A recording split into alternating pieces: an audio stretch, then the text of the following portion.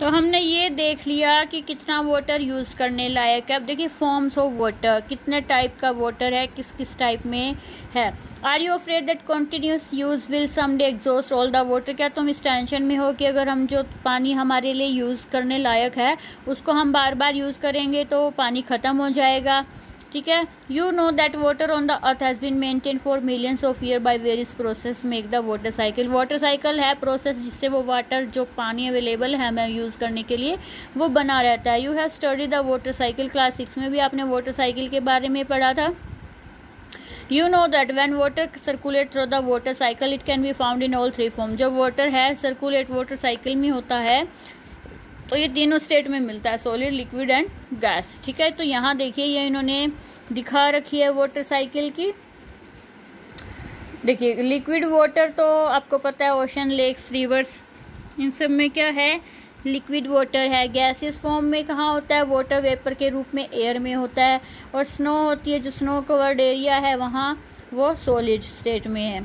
ठीक है। अब ये देखिए यहाँ से क्या होता है, ये वाटर साइकिल है। वाटर साइकिल में देखिए ये ग्राउंड वाटर है, ये ओशन है। ठीक है। यहाँ से इवेपोरेट हुआ, इवेपोरेट होकर क्लाउड्स बने, क्लाउड्स बनने के बाद क्या होता है बारिश आती है, प्रेसिपिटेशन होती है। यहाँ से फिर क्या होता है, और ये ट्रांसपीरेशन है, वो पानी ट्रांसपीरेट हो रहा है।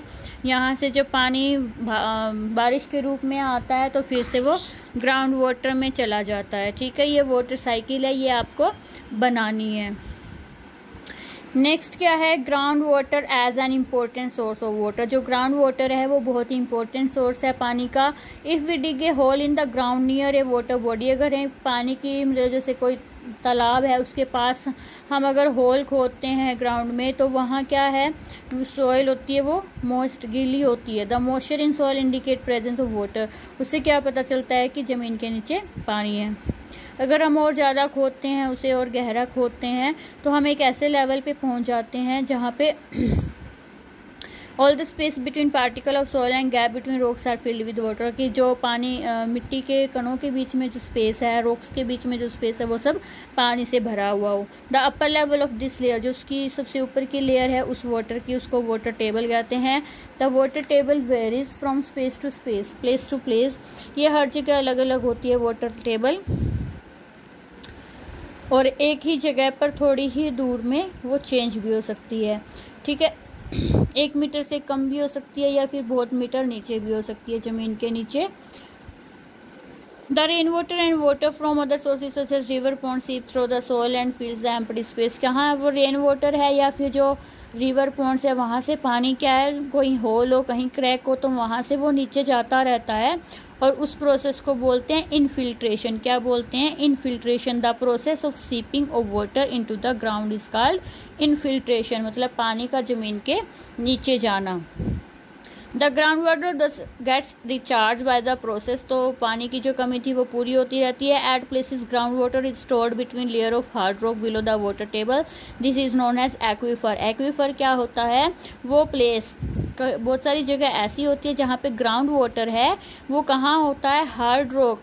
जो वाटर टेबल हमने पढ़ी उसके नीचे हार्ड रॉक होती है, लेयर्स के बीच में होता है, वहाँ एक्वीफर बोलते हैं। Water in the aquifer can be usually pumped out with the help of tubewell और हैंड पंप की हेल्प से हम इस एक्वीफर मतलब उस वाटर को जो लेयर्स ऑफ हार्ड रॉक के बीच में हैं उसे निकाल सकते हैं। ठीक है। आपने कोई साइट देखी होगी जहाँ पे कंस्ट्रक्शन वर्क चल रहा हो। From where do the worker get water for the construction, तो उन्हें पानी कहाँ से मिलता है। Maybe you have seen boring, उन्होंने वहाँ पे बोर किया हुआ हो वाटर टेबल तक पहुँचने के लिए। ठीक है। तो वहाँ से आप पूछताछ करके पता कर सकते हो कि वो पानी कहाँ से निकालते हैं, वाटर टेबल कैसे है। डिप्लेशन ऑफ वाटर टेबल, ये क्या है कि आजकल water drawn under from under the ground gets restored by seepage of rain water. की जो रेन वाटर है या दूसरे सोर्सेज से जो पानी ज़मीन के नीचे चला जाता है तो अंडरग्राउंड वाटर कमी पूरी होती रहती है। The water table does not get affected as long as we draw as much water as it water table कब तक इफेक्ट नहीं होगी, तब तक नहीं होगी जब तक हम उतना ही पानी निकाल रहे हैं जितना ज़मीन के नीचे जा रहा है। लेकिन जब हम यूज़ ज़्यादा कर रहे हैं और पानी जा कम रहा है ज़मीन के नीचे, तो क्या होगा, पानी कमी हो जाएगी ना, वो वाटर टेबल है नीचे चली जाएगी। इसके बहुत सारे कारण हैं। इंक्रीज इन पॉपुलेशन, क्योंकि जनसंख्या बहुत बढ़ रही है, इंडस्ट्रीज़ बहुत बढ़ रही हैं, एग्रीकल्चर एक्टिविटीज़ में ज़्यादा पानी चाहिए, तो वो सब क्या कर रहे हैं, पानी निकाल ज़्यादा रहे हैं, लेकिन जो पानी जाना चाहिए अंडरग्राउंड वो बहुत कम जा रहा है, जिससे वाटर टेबल है वो नीचे ही जा रही है। ये एक बहुत ही टेंशन मतलब चिंता का विषय है। हमें मेंटेन करना होगा बैलेंस, नहीं तो हमें पानी नहीं मिलेगा। ठीक है। Yet another factor affecting water table could be deforestation. Deforestation की वजह से भी वाटर टेबल नीचे जा रही है। Decrease in effective area of seepage of water. ठीक है। अब जो ये रीज़न है डिटेल में, ये हम नेक्स्ट वीडियो में देखेंगे।